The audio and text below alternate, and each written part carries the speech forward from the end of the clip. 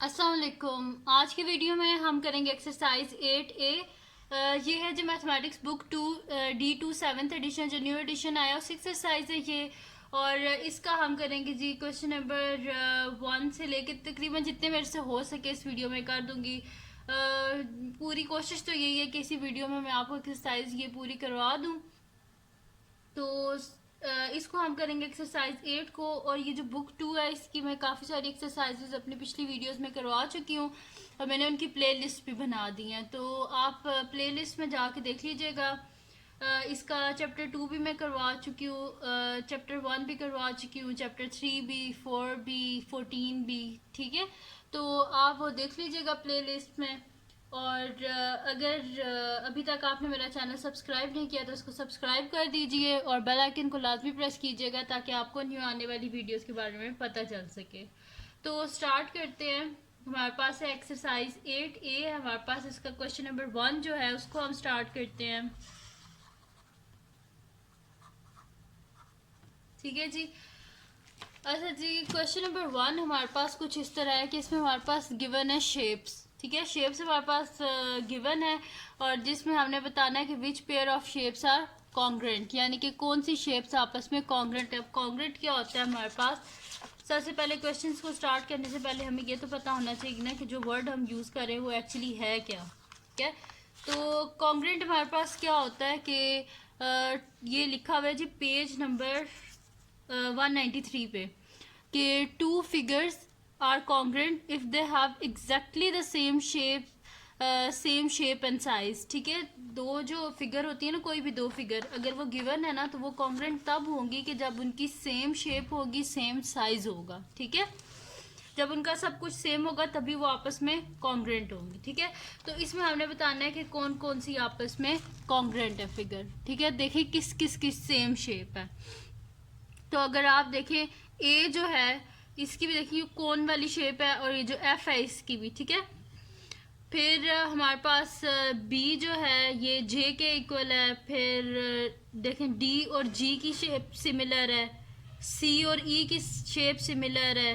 ठीक है, ये आ गई हमारे पास। फिर देखें आई और के की शेप सिमिलर है और एच और जो एल है ना इनका कोई भी पेयर नहीं है यहाँ पे। ठीक है, ये डिस्टिंक्ट है। तो लिख लेते हैं, बस इसका सोल्यूशन लिख लेते हैं कि सिंपल सा, कुछ मुश्किल नहीं है इसमें। सिर्फ इतना सा आपने लिख देना है कि A is congruent to F, B is congruent to triangle कहाँ पे जे। ठीक है, तो लिख लेते हैं बस यहाँ पे हम। ठीक है, ये पेज नंबर है एक्सरसाइज 8A है और पेज नंबर 201 पे है ये। ठीक है, तो सोल्यूशन स्टार्ट कर देते हैं और बस इस पर मैं लिख देती हूँ कि सोल्यूशन है जी। इसमें हमने क्या लिखना है? सबसे पहले ए जो है वो किसके है जी? कॉन्ग्रेंट एफ के। ए इज कॉन्ग्रेंट टू एफ। फिर जी हमारे पास है बी जो है वो कॉन्ग्रेंट है जे के।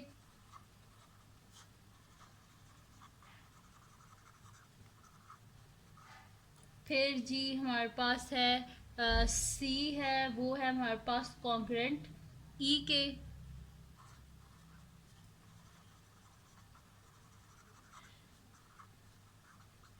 फिर उसके बाद है डी है हमारे पास, वो है जी कॉन्ग्रेंट हमारे पास जी के।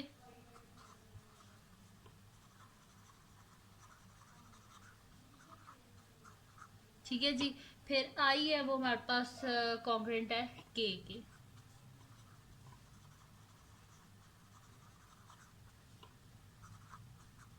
ठीक है, आई हमारे पास है कॉन्ग्रेंट के। तो ये हो गया जी क्वेश्चन नंबर 1 इसका सॉल्व। नेक्स्ट क्वेश्चन करते हैं जो कि हमारे पास है क्वेश्चन नंबर 2 है अब हमारे पास। ठीक है, तो क्वेश्चन नंबर 2 है हमारे पास कि हमारे पास दो शेप्स गिवन है। ठीक है, अब इसमें हमने क्या बताना है? गिवन क्या है कि हमारे पास जो है ना given P Q R S T is congruent to V W X Y Z, यानी कि ये जो शेप है ये इस शेप के क्या है? कॉन्ग्रेंट है। कॉन्ग्रेंट यानी कि इसकी सारी साइड्स जो हैं सब कुछ वो इक्वल है, क्योंकि इन्हें क्या बोल दिया? कॉन्ग्रेंट। और हमने पीछे कॉन्ग्रेंट की क्या डेफिनेशन पढ़ी थी कि जिनकी सेम शेप हो, सेम साइज हो दो फिगर का, तो वो आपस में कॉन्ग्रेंट होती हैं। इधर इन्हें बताया कि ये जो शेप है ये इसके कॉन्ग्रेंट है, यानी कि ये दोनों आपस में कॉन्ग्रेंट है। तो अगर ये कॉन्ग्रेंट है तो इनकी सारी साइड्स फिर सेम होंगी। यहाँ पे लिखा हुआ है P Q is equals to V W. P Q कहाँ पे है, ये है हमारे पास पी क्यू, ठीक है, आपको सही नज़र आ रहा होगा।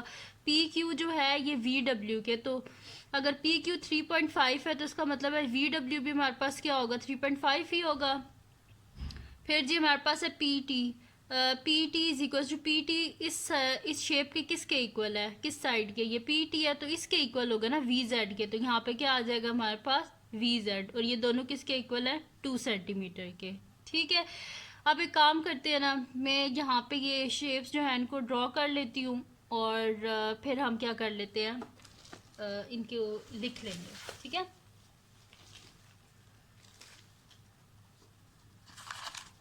ये है जी हमारे पास क्वेश्चन नंबर 2।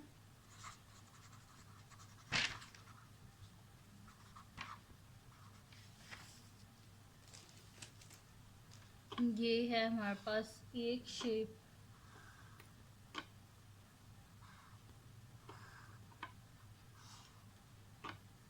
और ये दूसरी शेप,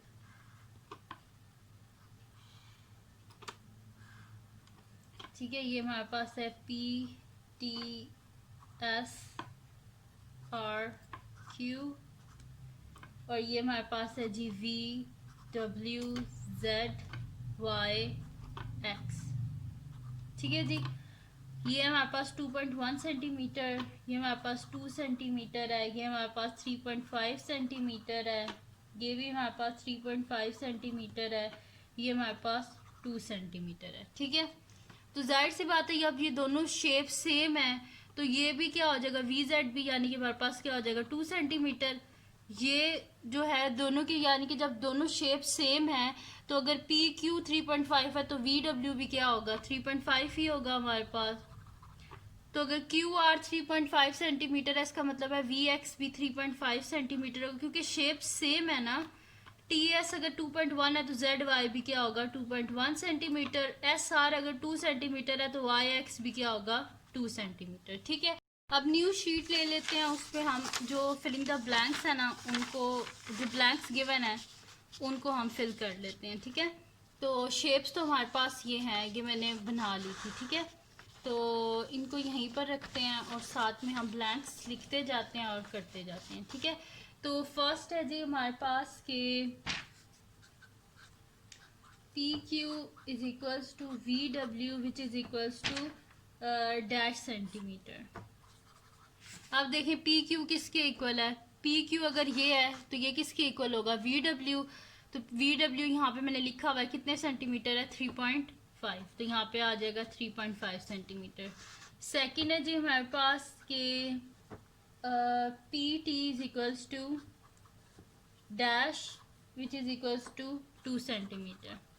पी टी जो है ये वाला जो पी टी है ये किस साइड के इक्वल होगा, वी जेड के इक्वल होगा, दोनों के 2 सेंटीमीटर, तो ये लिखा हुआ है 2 सेंटीमीटर। तो यहाँ पे फिर क्या आ जाएगा P T is equals to V Z.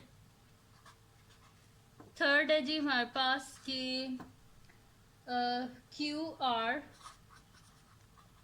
Is equals to dash which is equals to dash centimetre. आप देखें क्यू आर किधर है, ये है ना क्यू आर, तो क्यू आर किसके इक्वल है डब्ल्यू एक्स के, और डब्ल्यू एक्स कितना है 3.5 सेंटीमीटर। तो Q R is equal to W X, ये साइड और ये साइड आपस में इक्वल है, दोनों कितने सेंटीमीटर की हैं 3.5, ठीक है जी। ये होगी इसकी थर्ड पार्ट।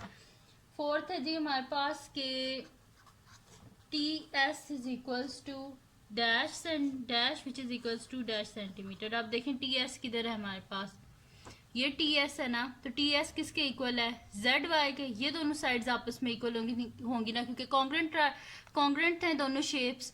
तो टी एस हमारे पास इक्वल होगी जेड वाई के, और दोनों कितने सेंटीमीटर हैं 2.1। तो T S is equal to Z Y, और दोनों कितने सेंटीमीटर के हैं 2.1। अब इसका हमारे पास है जी फिफ्थ पार्ट, जो कि हमारे पास है कि S R is equals to dash which is equals to dash centimetre. आप देखें एस आर किधर है हमारे पास, ये एस आर, तो एस आर किसके इक्वल है हमारे पास वाई एक्स के। ये दोनों साइड्स आपस में इक्वल होंगे ना, क्योंकि सेम शेप्स हैं। तो एस आर किसके इक्वल है वाई एक्स के, और दोनों कितने सेंटीमीटर्स के हैं 2 सेंटीमीटर।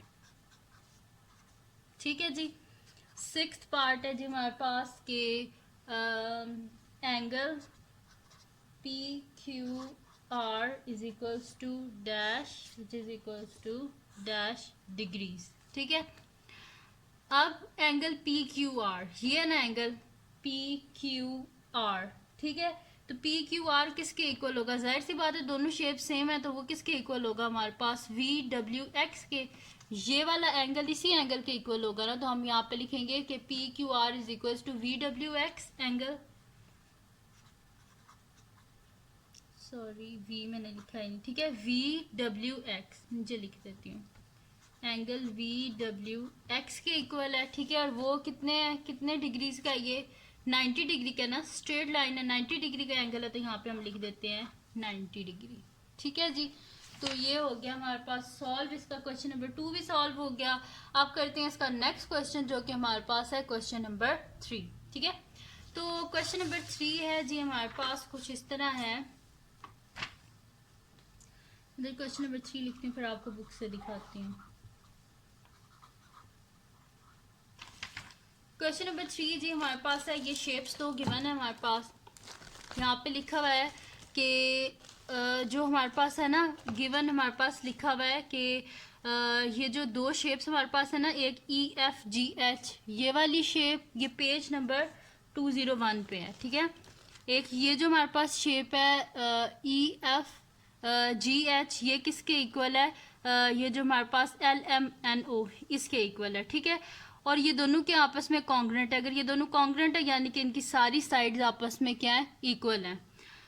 अच्छा, अब सबसे पहले ये जब भी क्वेश्चन आ जाए ना, तो सबसे पहले आपने क्या करना है कि इन शेप को ना, मतलब कि आपने अब जिस तरह ये है, ये यूं रोटेट हुई हुई है, इसको सबसे पहले आपने सीधा करना है इस शेप को। तो यहाँ पे देखें हमारे पास क्या है, सबसे पहले ई एफ है ना, ये देखें ई एफ है, तो यहाँ पे इसके साथ क्या है? यहाँ पे एल एम है, तो यहाँ पे फिर इस जगह पे एल एम होना चाहिए, जहाँ पे एन ओ है ना उसकी जगह यहाँ पे एल एम होना चाहिए। फिर हमारे पास जी एच है, ये देखें जी एच है, तो जी एच के कोरस्पॉन्डिंग यहाँ पे क्या है? एन ओ है, तो यहाँ पे यानी कि ये एन ओ वाली साइड दूसरी साइड पे होनी चाहिए। तो मैं इसको जो है ना अभी सही करके बनाती हूँ, तो आप फिर बुक से देख के ना इसको आप देखिएगा कि इनमें क्या डिफरेंस है। डिफरेंस तो कुछ भी नहीं होगा, जस्ट मैं रोटेट कर दूंगी उसको, दोनों को जो है ना सेम साइड्स जो है ना उनकी, मतलब कि साइड्स जो एक जैसी है ना उनको मैं साथ में कर दूंगी, बस और कुछ भी नहीं है। ठीक है, जिस तरह यहाँ पे हमने एक जैसी देखें, इसकी जो ये वाली साइड है इस साइड के इक्वल है, ये साइड इस साइड के इक्वल है, इसी तरह मैं उनको ना जो सेम साइड्स है ना उनको साथ साथ जो है वो बना दूंगी, और तो कुछ भी नहीं है। ठीक है, तो क्वेश्चन नंबर 3 इसमें फर्स्ट जो हमारे पास है शेप वो कुछ इस तरह है। ये हमारे पास है जी ऐसे करके। ठीक है जी, ये हमारे पास है ई, ये हमारे पास है एफ, ये हमारे पास है जी, ये हमारे पास है जी एच, ये 3 सेंटीमीटर है, ये हमारे पास 120 डिग्रीज है, ये हमारे पास 65 डिग्रीज है, और ये 5 सेंटीमीटर है हमारे पास। ठीक है, एक शेप बन गई। अब जो दूसरी शेप है ना इसको मैं सही करके कर रही हूँ, यानी कि बिल्कुल देखिए, सबसे पहले तो मैं सेम यही शेप बना लेती हूँ ना यहाँ पे।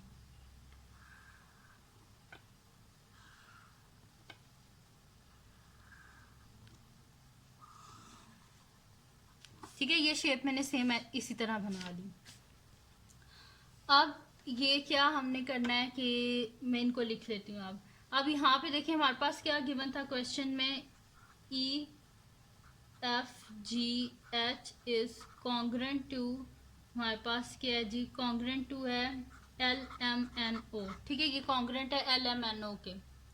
तो ई एफ है, ये है ना हमारे पास ई एफ, तो इधर यहाँ पे क्या है? एल एम, तो हम यहाँ पे लिख देते हैं एल एम। फिर हमारे पास है जी एच, ये लिखा हुआ है जी एच, तो हमारे पास इस साइड पे क्या है? एन ओ है, तो ये हो गया एन और ये हो गया ओ। ठीक है, अब इस शेप से देखें, ये जो गिवन शेप है, अब इस शेप से आप देखें कि ये जो हमारे पास एल एम है ये कितने सेंटीमीटर का है? 3.4 सेंटीमीटर है ना, तो यहाँ पे हम लिख देते हैं एल एम की जगह 3.4 2.4 सेंटीमीटर। ठीक है, ये लिख दिया।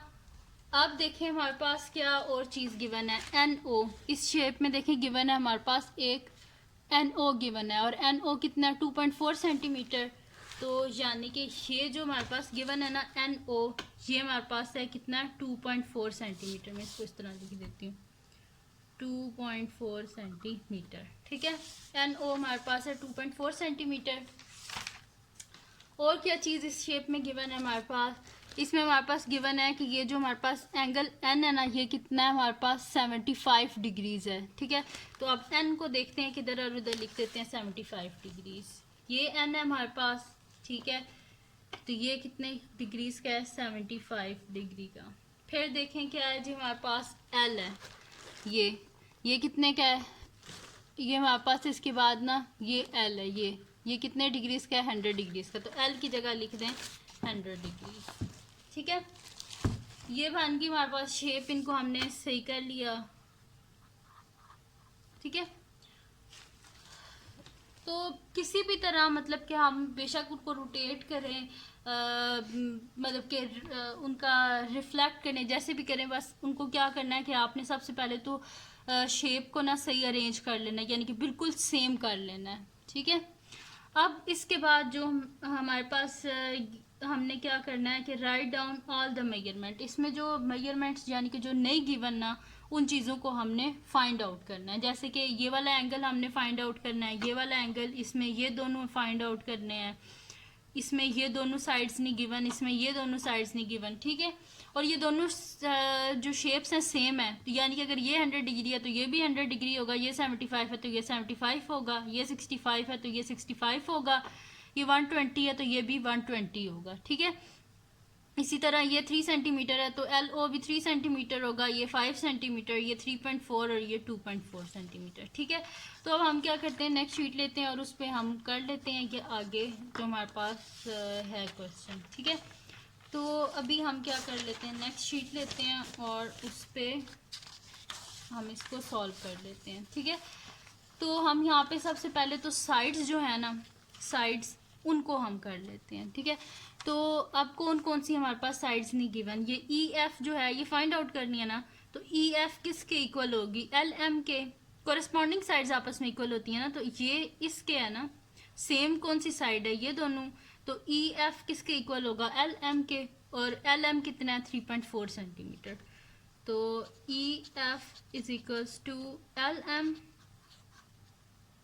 और LM कितना है हमारे पास 3.4 सेंटीमीटर है, यानी कि सो EF हमारे पास क्या आ गया है, so EF is equals to 3.4 centimetre. ठीक है, यानी कि EF हमारे पास क्या आ गया 3.4 सेंटीमीटर। अब इसके बाद और कौन सी साइड, पहले इस शेप की जो सारी साइड्स हैं उनको फाइंड आउट कर लेते हैं, फिर इस शेप की सारी साइड्स को। ठीक है, GH हमारे पास देखें, GH किसके इक्वल है हमारे पास, NO के इक्वल है ना, और NO के है हमारे पास 2.4 सेंटीमीटर। सो GH क्या हो गया हमारे पास 2.4 सेंटीमीटर। ठीक है जी, या एक काम कर लेते हैं, इस शेप के ना पहले एंगल्स BC के फाइंड आउट कर लेते हैं। लिख देती हूँ मैं यहाँ पे, सबसे पहले EF को फाइंड आउट कर लिया है, ये 3.4 सेंटीमीटर है, और इसको GH को जब हमने फाइंड आउट किया तो ये 2.4 सेंटीमीटर है। ठीक है, ये हो गया। अब जी हमने इस एंगल को फाइंड आउट करना है। ठीक है, तो ये हमारे पास क्या है, FEH है ना, तो एंगल FEH किसके इक्वल है, एंगल ये जो है MLO के, और MLO किसके इक्वल है 100 डिग्री के। तो हम यहाँ पे लिख देते हैं एंगल FEH। ठीक है, ये देखें FEH, ये वाला जो एंगल है E। ठीक है, ये किसके हमारे पास इक्वल है MLO के। ठीक है, तो हम यहाँ पे लिख देते हैं is equals to angle MLO, और MLO कितने के इक्वल है हमारे पास 100 डिग्री के। ठीक है जी, तो हमारे पास क्या आ गया, हमारे पास जो एंगल FEH है वो हमारे पास आ गया जी 100 डिग्री, यानी कि ये एंगल कितने डिग्रीज का है, 100 डिग्रीज का। अब इसमें ये वाला एंगल सिर्फ रह गया है, तो ये हमारे पास कौन सा एंगल है, FGH, ये वाला है ना, ये FGH, ये किसके इक्वल होगा, MNO के। तो हम यहाँ पे लिख देते हैं angle FGH is equals to angle किसके इक्वल है, MNO के, ठीक है, MNO के इक्वल है। तो हम यहाँ पे लिख देते हैं एंगल MNO, और MNO किसके इक्वल है, 75 डिग्री, यानी कि एंगल FGH हमारे पास क्या आ गया, 75 डिग्रीज, ठीक है। तो यहाँ पे हम लिख देते हैं 75 डिग्रीज, यानी कि ये शेप हमारी जो है ना, इसके सारे जो अननोन थे ना वैल्यू, वो हमने फाइंड आउट कर लिया, वैल्यू साइड्स भी और एंगल्स भी। अब इस शेप पे आते हैं, ठीक है। तो इसमें अब हमारे पास क्या है जी, सबसे पहले इसकी भी साइड को फाइंड आउट कर लेते हैं। तो साइड्स में हमारे पास ये जो OL है ये किसके इक्वल है, HE के इक्वल है। तो हम लिख देते हैं OL is equals to HE which is equals to 3 centimetre. OL is equals to HE which is equals to कितना है हमारे पास, 3 सेंटीमीटर, यानी कि OL क्या हो गया हमारे पास, 3 सेंटीमीटर। तो हम यहाँ पे लिख देते हैं OL is equals to 3 centimetre. अब कौन सी साइड रहेगी, ये हमारे पास रहेगी इसकी साइड MN। तो MN किसके इक्वल है, FG के। तो हम यहाँ पे लिख देते हैं कि MN is equals to FG which is equals to 5 centimetre. So MN क्या आ गया हमारे पास, 5 सेंटीमीटर, ठीक है। ये दोनों आपस में इक्वल है ना, तो अगर FG हमारे पास 5 सेंटीमीटर, इसका मतलब है MN भी क्या होगा, 5 सेंटीमीटर, ठीक है जी। अब इसकी भी सारी साइड्स हमने फाइंड आउट कर ली हैं, चारों साइड्स। अब इसके ये वाले 2 एंगल रह गए, तो इन एंगल्स को हम फाइंड आउट कर लेते हैं। पहले ये वाला एंगल फाइंड आउट कर लेते हैं। तो LMN किसके इक्वल है हमारे पास, EFG के। तो हम यहाँ पे लिख देते हैं angle LMN is equals to angle EFG which is equals to, ये देखें EFG जो मिडल वाला होता है ना, इस पे एंगल होता है। तो EFG, F पे क्या है 65 डिग्री, यानी कि ये क्या है हमारे पास 65 डिग्री। सो हमारे पास एंगल LMN क्या आ गया हमारे पास, 65 डिग्रीज, यानी कि ये क्या आ गया हमारे पास 65 डिग्रीज, ठीक है। अब लास्ट रह गया इसका ये वाला एंगल, ठीक है, ये NOL। तो NOL किसके इक्वल है हमारे पास, GHE के। तो हम यहाँ पे लिख देते हैं कि angle NOL is equals to angle GHE। तो GHE किसके इक्वल है हमारे पास, GH 120 डिग्री, यानी कि angle NOL is equal to GHE की जगह लिख दें 120 डिग्री, ठीक है। तो एंगल NOL क्या आ गया हमारे पास, 120 डिग्री, ठीक है। तो यहाँ पे लिखते हैं 120 डिग्री, ठीक है जी। तो ये हो गया सॉल्व हमारे पास, इसका क्वेश्चन नंबर 3 भी सॉल्व हो गया है, ठीक है। तो इसमें जितनी भी अननोन थी ना, साइड्स, एंगल्स, सब हमने फाइंड आउट कर लिया, ठीक है। ये हो गया क्वेश्चन नंबर 3। अब हम करते हैं इसका नेक्स्ट क्वेश्चन, जो कि हमारे पास क्या है, क्वेश्चन नंबर 4 है, ठीक है जी। अब नेक्स्ट क्वेश्चन 4 लिख लेते हैं हम, फिर उसको बुक से देख लेते हैं कि क्वेश्चन नंबर 4 है क्या हमारे पास, ठीक है।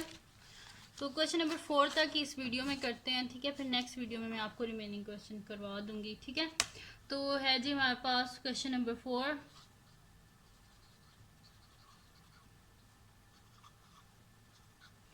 तो क्वेश्चन नंबर 4 को स्टार्ट करते हैं, बुक से देख लेते हैं क्वेश्चन नंबर 4 को हम, ठीक है। तो क्वेश्चन नंबर 4 में जी हमारे पास गिवन है, ये पेज नंबर 201 पे ही है। इसमें हमारे पास है कि हमने क्या करना है कि बताना है कि are the following pair of triangles congruent. हमने बताना है कि ये दोनों जो ट्राइंगल्स हैं ये आपस में कॉन्ग्रेंट हैं।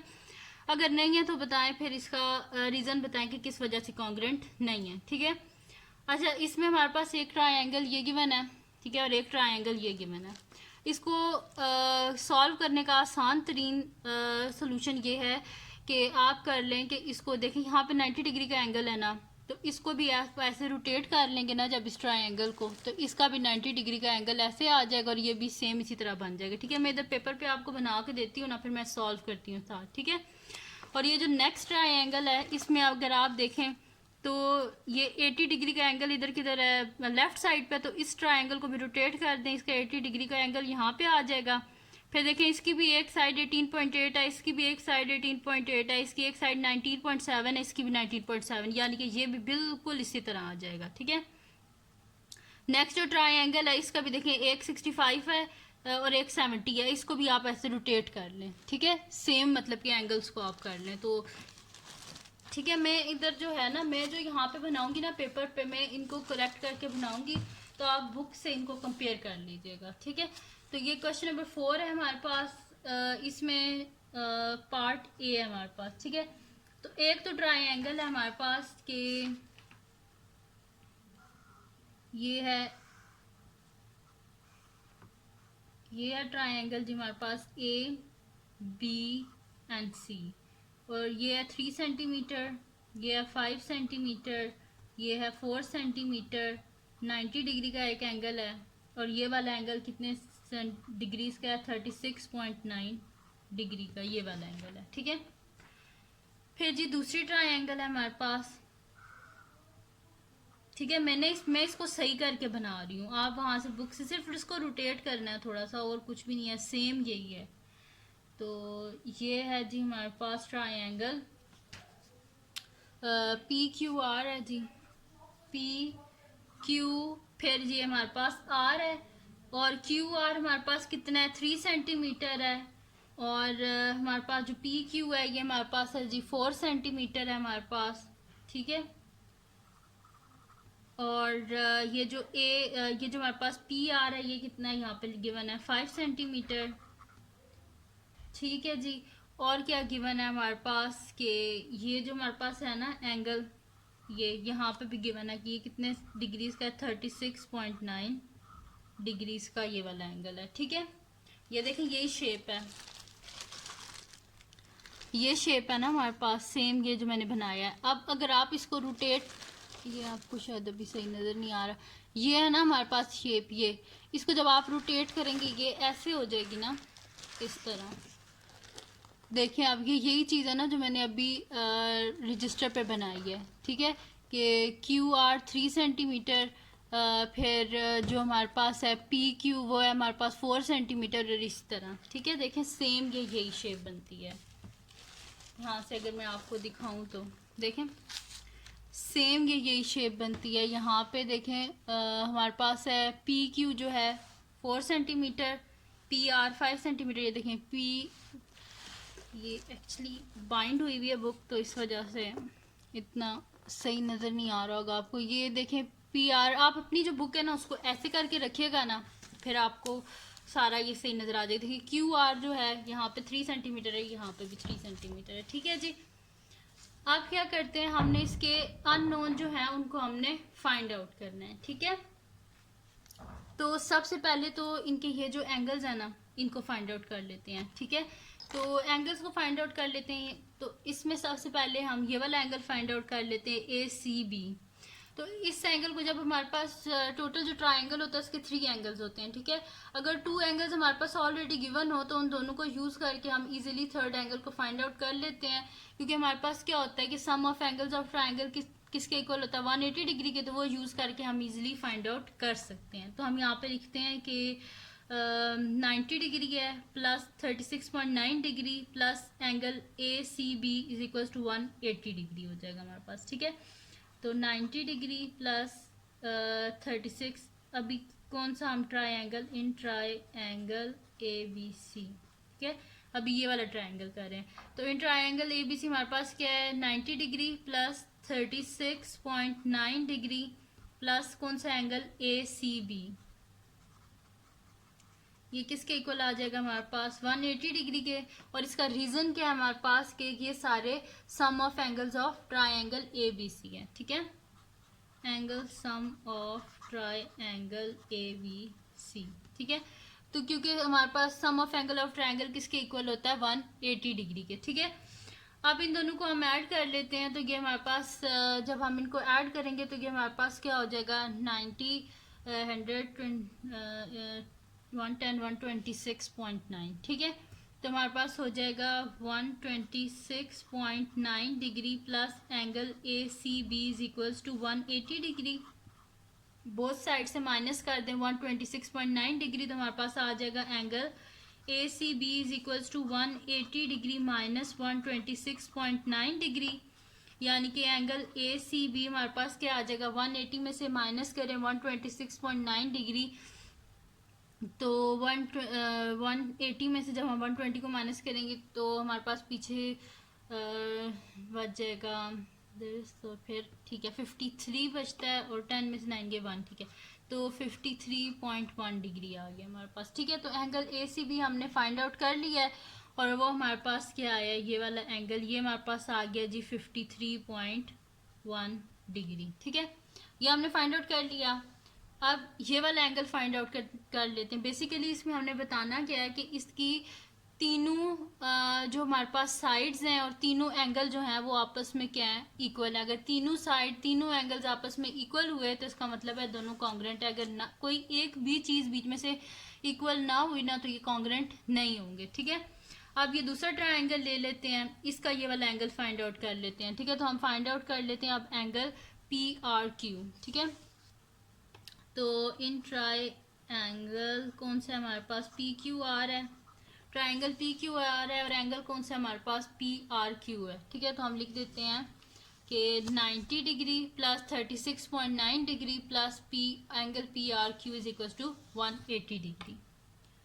90 degree plus 36.9 degree plus angle P R Q is equal to 180 degree. Reason साथ लाजमी लिखा करें, angle sum of triangle P R Q, ठीक है, ये हो गया।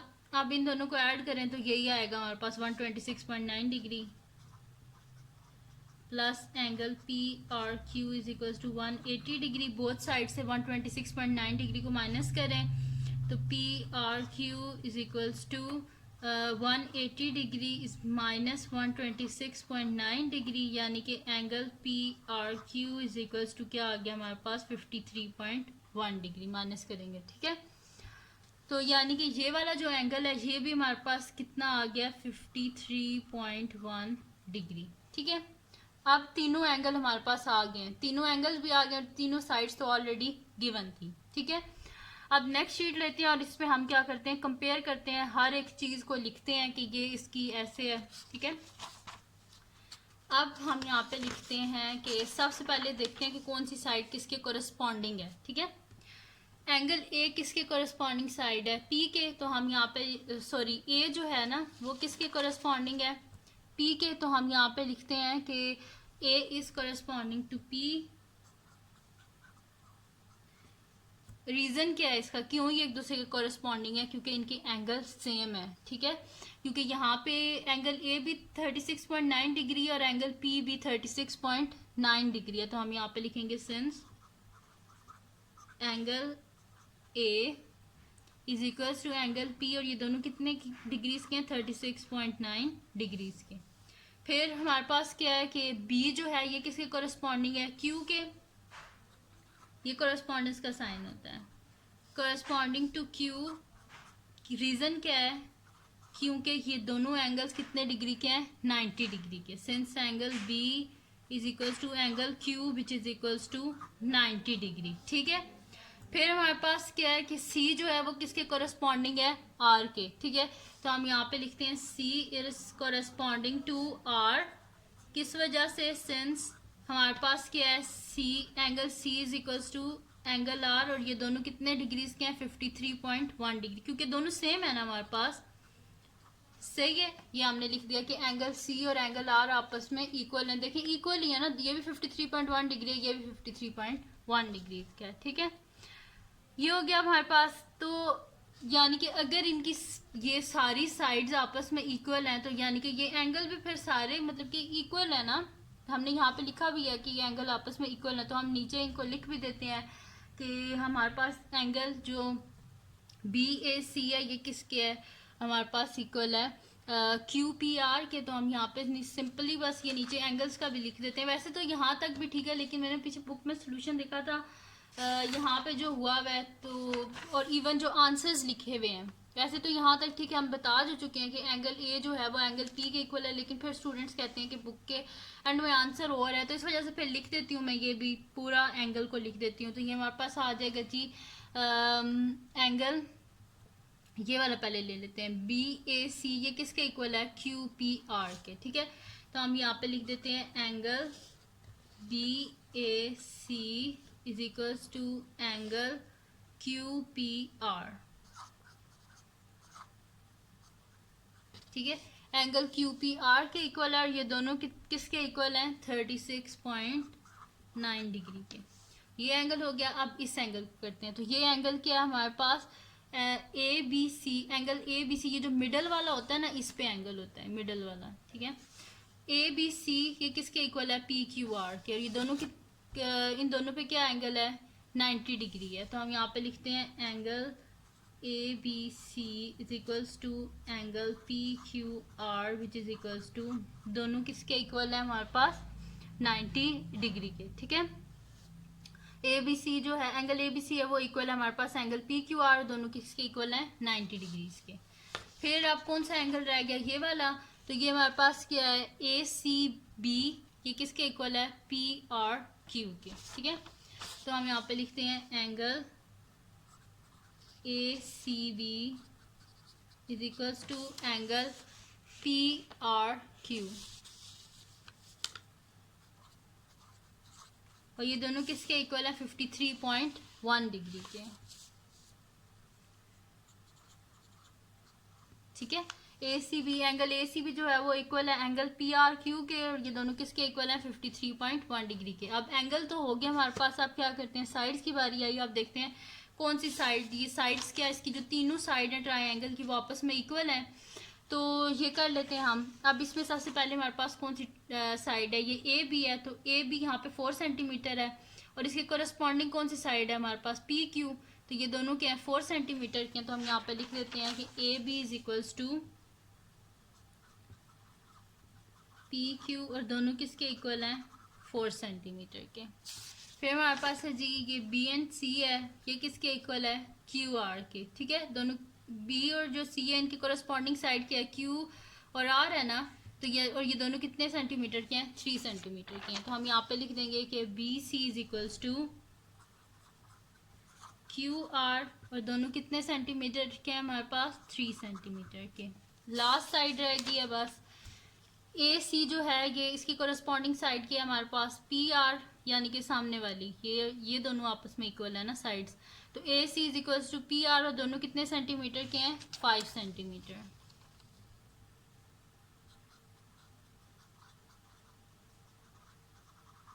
अब देखें ये जो हमारे पास गिवन दोनों ट्रायंगल है ना, इनके देखें सारे इनके एंगल्स जो हैं, ये देखें ये वाला एंगल दोनों इक्वल है, दूसरे जो एंगल है वो भी इक्वल है, थर्ड एंगल, यानी कि तीनों एंगल इनके इक्वल हैं, और तीनों साइड्स भी इक्वल हैं। ट्रायंगल क्या होते हैं, 3 एंगल होते हैं और 3 साइड होते हैं, तो इनके तीनों एंगल भी इक्वल हैं और तीनों साइड भी इक्वल हैं, यानी कि ये दोनों के आपस में कॉन्करेंट ट्रायंगल है, क्योंकि इनकी सेम शेप है, बिल्कुल सेम शेप है। तो हम यहाँ पे लिखेंगे the 2 triangles have the same shape and size, so हमारे पास दोनों ट्रायंगल के कॉन्ग्रुएंट हैं।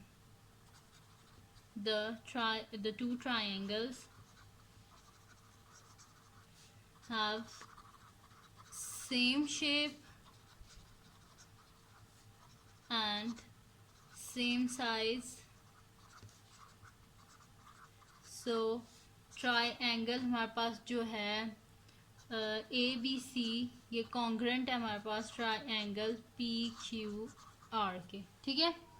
जो ट्राइंगल ए बी सी है ये हमारे पास कॉन्ग्रेंट है ट्राइंगल पी क्यू आर के, ये A B C P Q R के कॉन्ग्रेंट है। ठीक है जी, तो ये हो गया जी हमारे पास इसका क्वेश्चन नंबर 4 जो है उसका ए पार्ट हो गया हमारे पास। अब हम करते हैं उसका नेक्स्ट पार्ट जो कि हमारे पास है बी पार्ट। अब नेक्स्ट शीट ले लेते हैं और उसमें मैं आपको बताती हूँ कि किस तरह करना है। ठीक है, पहले मैं आपको गाइड तो कर चुकी हूँ ट्रायंगल के बारे में कि इनको किस तरह जो है वो करना है, पर एक दफ़ा फिर देख लेते हैं। देखें, ये है हमारे पास एक ट्रायंगल, ये है हमारे पास डी ई एफ और दूसरा हमारे पास है टी एस यू। ठीक है, तो इसको आप जब ऐसे रोटेट करेंगे ना तो इसकी देखें ये वाली साइड 18.8 और 19.7 है। ठीक है, जब इसको आप रोटेट करेंगे ना तो ये बिल्कुल इसी तरह ही बन जाएगा हमारे पास ट्रायंगल। ठीक है, तो मैं यहाँ पे जो पेपर है इस पर मैं सही करके बना देती हूँ। पेज नंबर 201 है, तो आप अपनी बुक से निकाल लीजिएगा। तो बी पार्ट है जी हमारे पास एक ट्रायंगल, ये है हमारे पास। ठीक है जी, ये हमारे पास है डी ई एफ, ये 80 डिग्रीज का एंगल है। ये हमारे पास 70 डिग्रीज का है। ये 19.7 सेंटीमीटर है ये साइड, ये 18.8 सेंटीमीटर है ये साइड, ये 10 सेंटीमीटर है। दूसरा जो ट्रायंगल है इसको मैं रोटेट करके बना रही हूँ। ठीक है, ये हमारे पास इस तरह है। ठीक है, ये मेरी थोड़ी शेप डिफरेंट हो गई है क्योंकि मैं हाथ से इस तरह बना रही हूँ। ठीक है, लेकिन ये हैं बिल्कुल सेम। ठीक है, इसको भी थोड़ा स्लिम सा इस तरह सेम बनाइएगा। ठीक है, तो ये क्या है हमारे पास एस यू और ये टी है हमारे पास। ठीक है, ये है जी हमारे पास 80 सेंटीमीटर है, ये 10 सेंटीमीटर है साइड हमारे पास, और एस टी हमारे पास है जी 18.8 सेंटीमीटर, यू टी हमारे पास है जी 19.7 सेंटीमीटर, एंगल टी जो है ये हमारे पास है 30 डिग्री। ठीक है, अब हमने करना क्या है कि इसका ये वाला एंगल फाइंड आउट करना है और इसका ये वाला एंगल फाइंड आउट करना है। अगर इसका ये वाला एंगल 30 डिग्री हुआ तो और इसका ये वाला एंगल 70 डिग्री हुआ, यानी कि ये 70 और ये 30, यानी कि इनके एंगल्स फिर क्या होंगे, सेम होंगे। फिर साइड्स जो हैं, साइड्स तो इनकी ऑलरेडी सेम है। ठीक है, तो बस हमने ये देखना है कि एंगल डी और एंगल डी जो है वो 30 डिग्री होना चाहिए और एंगल यू जो है ये 70 डिग्री होना चाहिए। ठीक है, तो इनको पहले देख लेते हैं कि क्या ये आते हैं। अगर ये आ जाते हैं ये, तो हमारे पास यानी कि ये दोनों जो शेप्स हैं ना गिवन ट्रायंगल हैं, ये दोनों क्या होंगे हमारे पास सेम होंगे। ठीक है, कॉन्ग्रेंट होंगे। तो सोल्यूशन स्टार्ट करते हैं।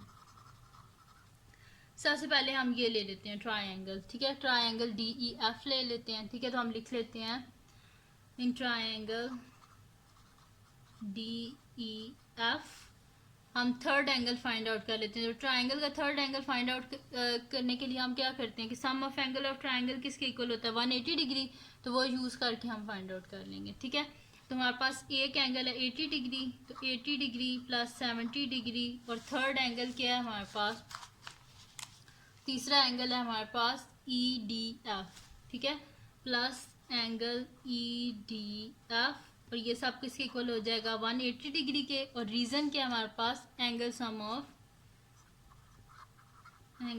Of triangle D E F. ठीक है, जो डी ई एफ ट्रायंगल है उसके एंगल्स का सम है और ये किसके इक्वल है 180 डिग्री के। इन दोनों को ऐड करें तो हमारे पास क्या आ जाएगा जी 150 आ जाएगा। 150 degree plus angle E D F is equals to 180 degree. Both side से 150 को माइनस कर दें तो angle E D F is equals to 180 degree minus 150 degree. तो एंगल ई डी एफ हमारे पास आ जाएगा 180 में से 150 को माइनस करें हमारे पास क्या आ जाएगा 30 डिग्री। यानी कि एंगल ई डी एफ क्या आ गया हमारे पास, ये जो मिडल में होता है ना इस पे एंगल होता है, यानी कि डी जो है वो हमारे पास क्या आ गया 30 डिग्री। तो यहाँ पे लिख देते हैं ये क्या आ गया हमारे पास 30 डिग्री। तो ये भी 30 है, ये भी 30 है, यानी कि ये तो सेम हो गया। अब हमने देखना है कि ये जो यू पे जो हमारे पास एंगल बनेगा कि क्या ये भी 70 डिग्री होगा। तो ये ट्रायंगल क्या है हमारे पास टी एस यू है, तो हम यहाँ पे लिख देते हैं in triangle T S U. ठीक है, इसमें एक एंगल हमारे पास 30 डिग्री का और एक एंगल हमारे पास 80 डिग्री का है। ठीक है, तो हम यहाँ पे लिख देते हैं 80 डिग्री प्लस 30 डिग्री प्लस ये वाला जो एंगल है ये हमारे पास क्या है, SUT है, ठीक है, प्लस एंगल SUT ये किसके इक्वल है, 180 डिग्री के। और रीज़न क्या है हमारे पास, एंगल सम ऑफ ट्रायंगल कौन सा है हमारे पास, TSU, ठीक है। इनको ऐड कर लें तो ये हमारे पास क्या बन जाएगा, 80 प्लस 30 क्या हो जाएगा हमारे पास 110 डिग्रीज, ठीक है, plus angle SUT is equal to 180 degree. Both side से 110 को माइनस कर दें तो SUT is equal to 180 degree minus 110 degree. तो एंगल SUT 180 में से 110 को माइनस करें तो पीछे क्या आता है 70 डिग्री, यानी कि SUT यानी कि एंगल U जो है हमारे पास क्या आ गया 70 डिग्री, ठीक है। अब देखें इसके तीनों एंगल्स तीनों साइड्स सब इक्वल है, यानी कि ये यहाँ से देखने में ही पता चल रहा है कि हमारे पास क्या है, जो गिवन ट्रायंगल है ये क्या है कॉन्ग्रेंट है। लेकिन फिर भी हम यहाँ पे क्योंकि उन्होंने बताया है कि हमने पूरा उनको लिख के बताना है कि किस वजह से ये आपस में कॉन्ग्रेंट है, और अगर नहीं है तो वो भी हमने पूरा बताना है, ठीक है। तो अब कोरस्पॉन्डिंग साइड्स पहले लिख लेते हैं। जो हमारे पास D है ये किसके कोरस्पॉन्डिंग साइड है, T के, तो D is corresponding to T। Reason क्या है, क्योंकि सिंस हमारे पास क्या है एंगल जो D है वो भी 30 डिग्री और एंगल T भी 30 डिग्री है, ठीक है। फिर क्या है हमारे पास E जो है ये किसके करस्पॉन्डिंग है, S के। रीज़न क्या है कि हमारे पास जो एंगल E है वो भी 80 डिग्री और एंगल S भी क्या है 80 डिग्री, ठीक है जी। ये आ गया हमारे पास। फिर हमारे पास क्या है जी कि ये जो हमारे पास फिर F है, ठीक है। तो F हमारे पास किसके करस्पॉन्डिंग है, U के है, ठीक है। तो हम यहाँ पे लिख देते हैं कि F is corresponding to U, यानी कि रीज़न क्या है, सिंस एंगल F भी 70 डिग्री और एंगल U भी 70 degree, angle F is equals to angle U which is equals to 70 degree, ठीक है। एंगल F भी 70 डिग्री है, एंगल U भी 70 डिग्री है, ठीक है। तो ये होगी, यानी कि ये हमने लिख दिया कि ये यानी कि इनकी जो सारी साइड है ना वो एक दूसरे के कोरस्पॉन्डिंग है, ठीक है। अब क्या कर देते हैं हम कि कोरस्पॉन्डिंग जो साइड्स है ना वो इनकी हमारे पास क्या है, अभी हमने सिर्फ इतना लिखा है कोरस्पॉन्डिंग साइड जो हमारे पास इक्वल है। अब हम इसके एंगल्स जो है ना वो पूरे लिख भी देते हैं, जिस तरह बुक के एंड में। वैसे तो यहाँ तक ठीक था क्योंकि एंगल्स ही लिखे हुए हैं कि ये इक्वल है, लेकिन बुक के एंड में पूरे वो एंगल्स लिखे हुए हैं ना इस तरह के हमारे पास जो एंगल है ये EDF ये हमारे पास STU के इक्वल है, इस तरह। तो मैं फिर लिख देती हूँ कि ये ना फिर आप कंफ्यूज हो जाए कि ये किस तरह लिखा हुआ है, ठीक है। तो हम लिख देते हैं कि angle EDF is equal to angle STU, क्योंकि दोनों क्या है 30 डिग्री, मिडल वाला जो होता है ना उसको देखते हैं, ठीक है। तो हम लिख देते हैं angle EDF is equal to angle STU। देखें D और T को देखें, D भी 30 डिग्री है, T भी 30 डिग्री, तो ये दोनों किसके इक्वल है हमारे पास 30 डिग्री के। फिर हमारे पास है जी दूसरा है जी DEF, ठीक है, DEF और TSU, ठीक है। ये दोनों के हमारे पास 80 डिग्री के, तो हम यहाँ पे लिख देते हैं DEF is equals to angle TSU। Middle में देखें इसके E है और इसके S है, तो E पे भी 80 डिग्री है, S पे भी 80 डिग्री, दोनों किसके इक्वल है हमारे पास 80 डिग्री के। फिर जी लास्ट रह गया हमारे पास जो कि हमारे पास है जी TFE, ये किसके हमारे पास SUT के इक्वल है, ठीक है। ये हमारे पास DFE जो है ये हमारे पास है SUT के, और ये दोनों किसके इक्वल है हमारे पास 70 डिग्री के, ठीक है। तो हम यहाँ पे लिख देते हैं कि DFE, ठीक है। हमारे पास एंगल है जी DFE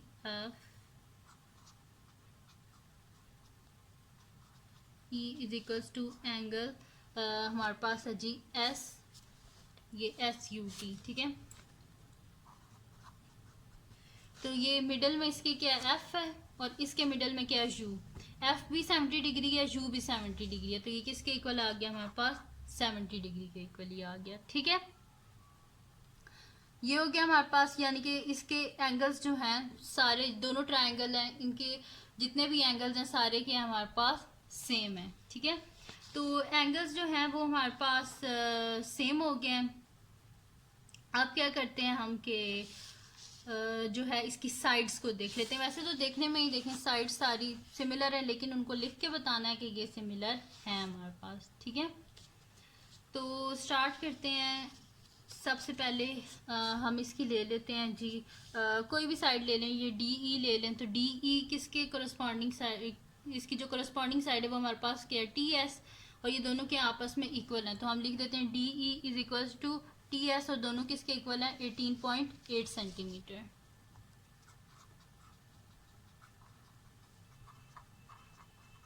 ठीक है, ये साइड होगी। दूसरी कौन सी साइड है हमारे पास, डी एफ है, तो डी एफ की करस्पॉन्डिंग साइड क्या है हमारे पास, टी यू, तो D F is equal to T U, और दोनों किसके इक्वल है, 19.7 सेंटीमीटर।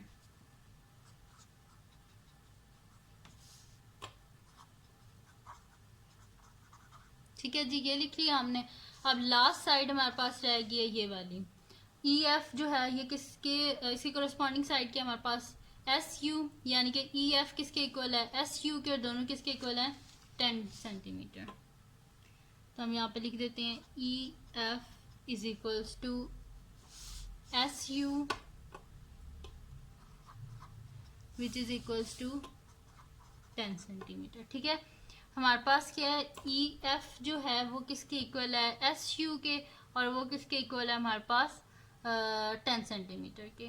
ठीक है जी, तो ये हो गया जी हमारे पास, इसके तीनों एंगल्स भी इक्वल हैं, तीनों साइड्स भी इक्वल हैं, तो हम लिख देंगे कि जो हमारे पास गिवन दोनों ट्राइंगल है ना, उनकी सेम शेप है, सेम साइज है, तो जैसे दोनों के आपस में कॉन्ग्रुएंट है। तो हम यहाँ पे लिख देते हैं रीजन में, द टू ट्राइंगल्स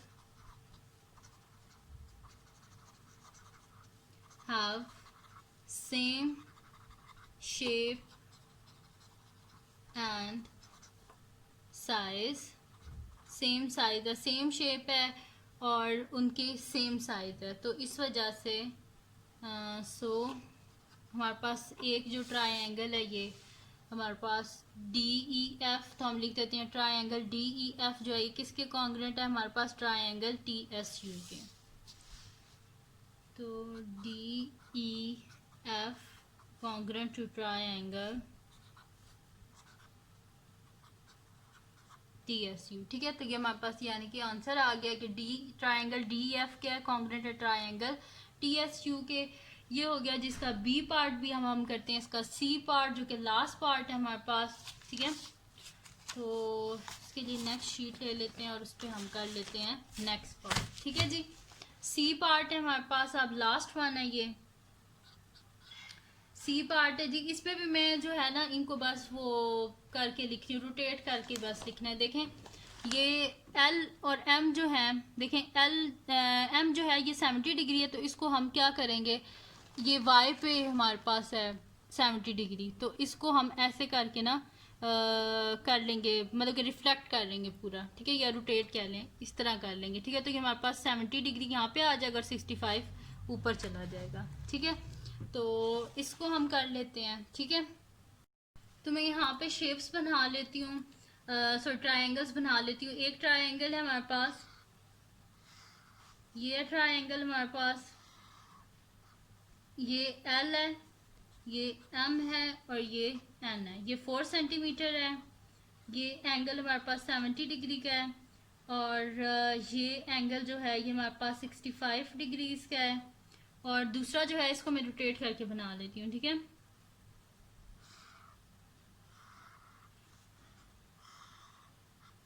ठीक है, तो ये मेरे पास आ जाएगा जी 70 डिग्री वाई पे है, तो यहाँ पे वाई आ जाएगा मेरे पास, और 65 डिग्री है तो यहाँ पे मेरे पास एक्स आ जाएगा 65 डिग्री, और जो लास्ट वाला जेड है वो यहाँ पे आ जाएगा।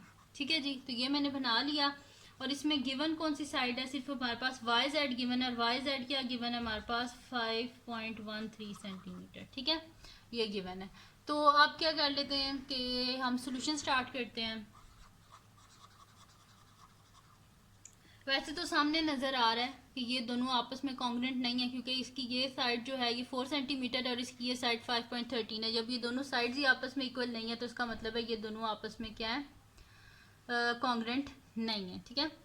तो इस वजह से हम क्या कर लेते हैं, पर पहले जो है इसका थर्ड एंगल तो फाइंड आउट कर लेते हैं ना कि थर्ड एंगल क्या इनका सेम है कि नहीं है, वो तो चलें फाइंड आउट कर लेते हैं, ठीक है। तो पहले ये वाला ट्राइंगल ले लेते हैं, हमारे पास जो ट्राइंगल है LMN, इसकी थर्ड साइड ये भी फाइंड कर लेते हैं, ठीक है। तो इन ट्राइंगल LMN हमारे पास क्या है जी, ये साइड हमने फाइंड आउट करनी है, LNM फाइंड आउट करना है। तो बाकी दो एंगल्स को लिखें, क्योंकि सम ऑफ 3 एंगल्स किसके इक्वल होता है 180 डिग्री। तो हम यहाँ पे लिखते हैं 70 degree plus 65 degree plus LNM is equals to 180 degree, और इसका रीज़न क्या है, angle sum of triangle LMN, ठीक है।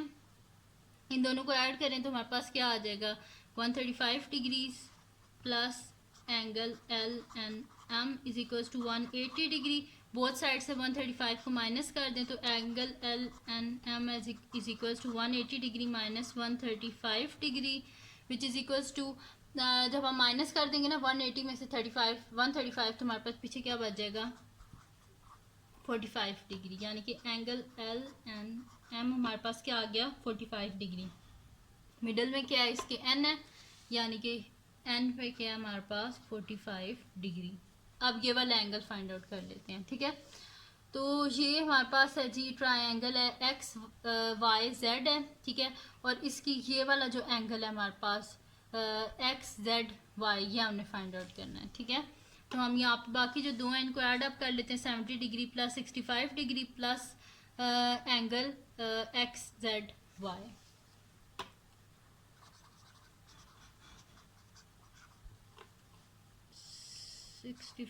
Degree plus 70 degree plus angle XZY is equal to 180 degree. Sum of angle of triangle किसकी इक्वल होता है 180 degree, तो इस वजह से angle sum of triangle XYZ, ठीक है। इन दोनों को ऐड करेंगे तो वही 135 ही आएगा हमारे पास।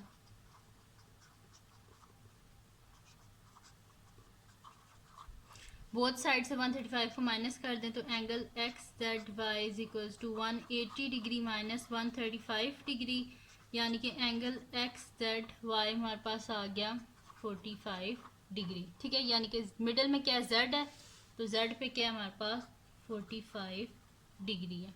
अब हम लिख लेते हैं कि इसकी कोरस्पॉन्डिंग साइड्स के बारे में, ठीक है। जैसे पहले लिखा था ना कि L किसके कोरस्पॉन्डिंग है और वो सारा, ठीक है। तो हम यहाँ पे लिख देते हैं कि L जो है वो कोरस्पॉन्डिंग है X के, क्योंकि ये दोनों क्या है 65 डिग्री है। यहाँ पे लिख देते हैं L is corresponding to X, क्योंकि जो हमारे पास एंगल L है वो भी 65 है और एंगल X भी 65 है। फिर हमारे पास क्या है M is corresponding to Y। क्यों, रीज़न क्या है कि हमारे पास एंगल M जो है वो भी 70 डिग्री और एंगल Y भी 70 डिग्री है, ठीक है। फिर N किसके कोरस्पॉन्डिंग है Z के, क्योंकि हमारे पास क्या है N भी 45 डिग्री है, Z भी 45 डिग्री है,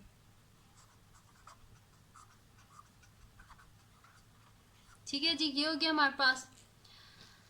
अब हमने क्या कर लेते हैं, क्योंकि इतना लंबा करने से बेहतर है कि कोरस्पॉन्डिंग साइड तो हमने लिख लिया। अब लिख लेते हैं कि ये दोनों साइड्स ही आपस में इक्वल नहीं है, इस वजह से ये आपस में ट्राइंगल कॉन्ग्रेंट नहीं है, ठीक है। तो हम लिख लेते हैं कि MN किसके इक्वल है हमारे पास 4 के इक्वल है, और 4 कभी भी 4 सेंटीमीटर कभी भी 5.13 के इक्वल तो नहीं हो सकता ना, 4 इज नॉट इक्वल्स टू 5.13, ठीक है।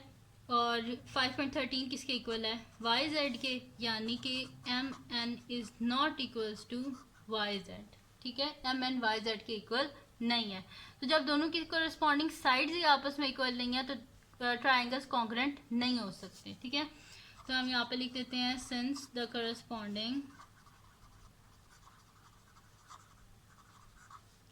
sides are not equal, so the triangle LMN is not congruent to